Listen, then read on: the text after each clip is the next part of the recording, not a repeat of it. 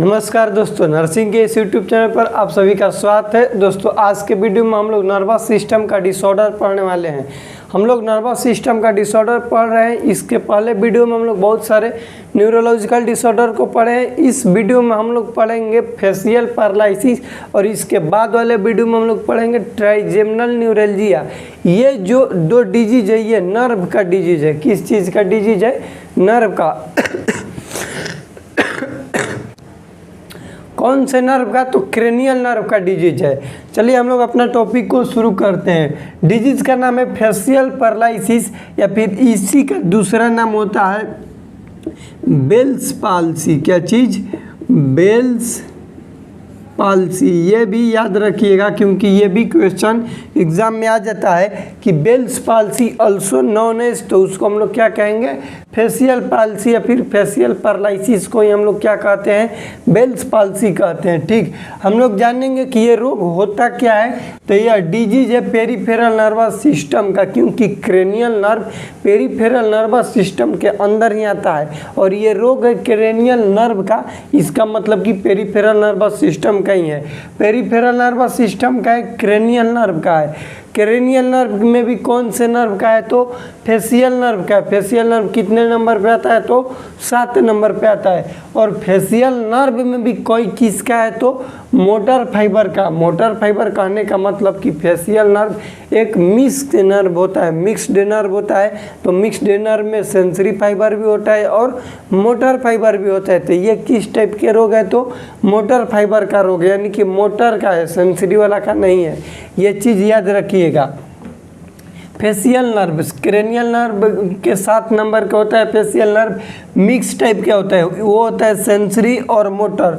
जो सेंसरी होता है उसका काम होता है सेंस ऑफ टेस्ट कराना, एंटेरियर टंग के 2/3 पार्ट को सप्लाई करके। ये आगे वाला जीभ जो है मेरा, उसके 2/3 पार्ट को सप्लाई करता है क्रेनियल फेशियल नर्व, और सेंसरी से क्या करेगा? सेंस ऑफ टेस्ट कराएगा। जबकि फेशियल नर्व क्या कराएगा? ये मोटर फाइबर उसका फेशियल एक्सप्रेशन में मदद करेगा।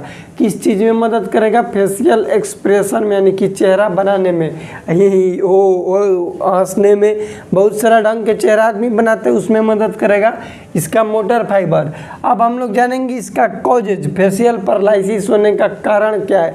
फेशियल पैरालिसिस कहने का मतलब कि एक साइड का, दोनों साइड नहीं होता है।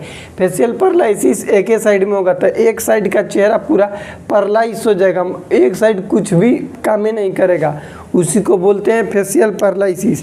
इसको भी याद रखिएगा। देखिए इसका कॉजेज जानते हैं कि कारण क्या है। तो नंबर 1 कारण है इडियोपैथिक। इडियोपैथिक कहने का मतलब कि अननोन कॉज को हम लोग क्या कहते हैं? इडियोपैथिक कहते हैं। उसके बाद वायरल इन्फेक्शन, कोई भी वायरस के चलते इन्फेक्शन हो जाए उसको हम लोग कहेंगे वायरल इन्फेक्शन। उसके बाद मोस्ट कॉमन इसका एज होता है 20 से 40 बरिस की उम्र में ज़्यादा देखने के लिए मिलता है। यह है कारण। सबसे पहले इडियोपैथिक वायरल इन्फेक्शन, उसके बाद 20 to 40 ईयर्स एज वाले पेशेंट में ज़्यादा देखने के लिए मिलता है। हम लोग जानेंगे कॉजेज। उसके बाद जानेंगे हम लोग साइन एंड सिम्टम्स। यदि कोई फेशियल पैरालिसिस वाला पेशेंट है उसमें किस तरह का साइन एंड सिम्टम्स देखने के लिए मिलेगा। एक्यूट ऑनसेट कहने का मतलब रातों रात, हाथों हाथ। इसका मतलब कि पेशेंट को फेशियल पैरालिसिस होगा, अचानक से हो जाएगा, बिना माने मतलब काजे रात सूता, अब यानी फेशियल पैरालिसिस हो गया। इस तरह का ये रोग है। फेशियल पैरालिसिस होगा। Right side facial nerve damage होगा तो राइट साइड के फेशियल पैरालिसिस होगा। Left side facial nerve damage होगा तो लेफ्ट साइड के फेशियल पैरालिसिस होगा। इसको भी याद रखिएगा।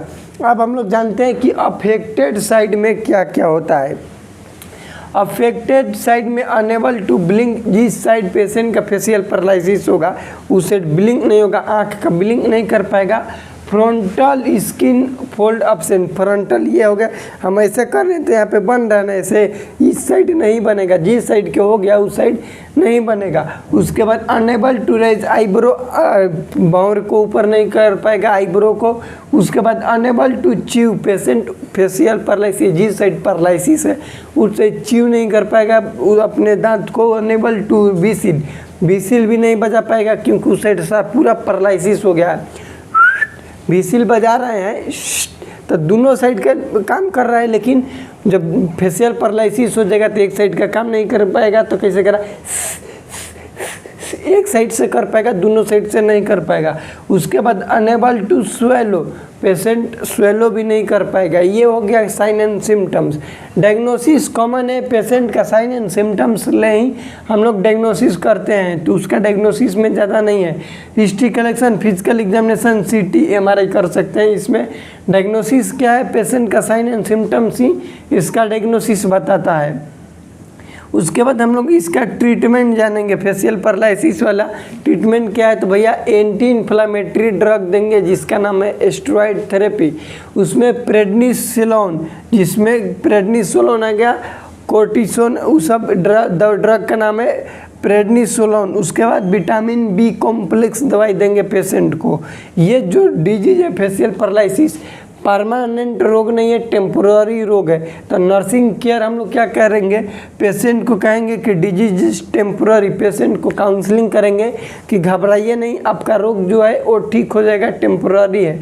उसके बाद फेशियल एक्सरसाइज करने के लिए कहेंगे। फेशियल एक्सरसाइज कैसे, ये जो हम लोग का है इसलिए कहेंगे कि ऐसे ऐसे ऊपर से इसको ऊपर रगड़ते रहिए, एक्सरसाइज करते रहिए, ताकि वहाँ पर अच्छे तरीक़ा से ब्लड सर्कुलेशन होते रहे। उसके बाद check the client mouth after eating food. ये क्यों जरूरी है, क्योंकि एक साइड का जब नर्व डैमेज हो गया, पैरालिसिस हो गया, तो इसके पेशेंट अनेबल टू स्वेलो, निगल नहीं पाएगा। खाना खाया तो उसका खाना मुँह में इस साइड रह जाएगा। लेफ्ट साइड हुआ है तो लेफ्ट साइड खाना उसका कहाँ रह जाएगा, माउथ में ही रह जाएगा। तो आगे चल के कीड़ा उड़ा मुंह में भी पड़ सकते हैं, यदि चेक नहीं करेंगे तो और दिक्कत हो जाएगा, पायरिया ये सब हो सकता है। इसलिए उसका हर एक ईटिंग के बाद पेशेंट का माउथ चेक करना इम्पोर्टेंस होता है। ये बहुत छोटा रोग था, कॉमन रोग था, यहाँ से क्वेश्चन यही आता है। फेशियल पैरालिसिस का दूसरा नाम क्या है, तो बेल्स पाल्सी। कितने नंबर क्रेनियल नर्व का डैमेज होने से होता है, तो 7 नंबर। किसके होता है, तो मोटर फाइबर के, और इसके साइन एंड सिम्टम्स से रिलेटेड क्वेश्चन आता है।